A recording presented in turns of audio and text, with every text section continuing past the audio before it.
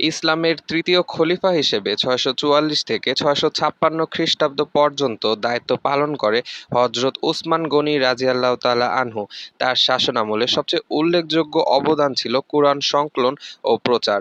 এক আরবি ভাষাতে কুরআন পাঠ করা ও বাকি ভাষায় সৃষ্ট পান্ডুলিপিগুলো ধ্বংস করে কুরআন নিয়ে মুসলমানদের নানা মতপার্থক্যের অবসান ঘটান।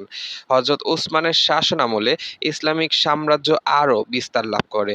তার অধীনে মুসলিম বাহিনী উত্তর আফ্রিকা, ককেশাস ও খোরাসানের মতো নতুন অঞ্চল জয় করে।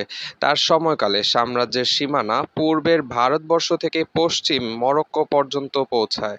হযরত উসমান তার পরিবারের সদস্যদের যোগ্যতার ভিত্তিতে বিভিন্ন প্রদেশে গভর্নর নিয়োগ দেয় এবং তার এ সিদ্ধান্ত বিতর্ক সৃষ্টি করে, যার ফলে অভ্যন্তরীণ রাজনৈতিক উত্তেজনা বৃদ্ধি পায়।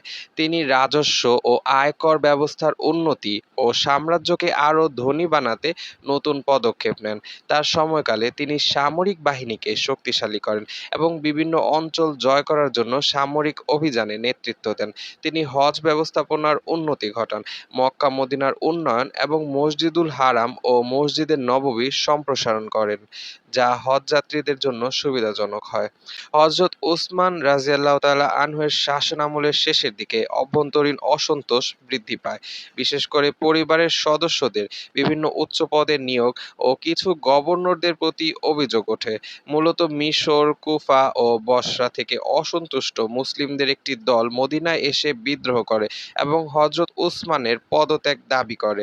৬৫৬ খ্রিস্টাব্দে বিদ্রোহীরা মদিনায় হযরত উসমানের বাড়ি অবরোধ করে এবং কয়েক সপ্তাহের অবরোধের পর তারা তার বাড়িতে প্রবেশ করে এবং কুরআন পড়া অবস্থায় হযরত উসমানকে হত্যা করে, যা ইসলামী ইতিহাসে গৃহযুদ্ধের সূত্রপাত ঘটায়।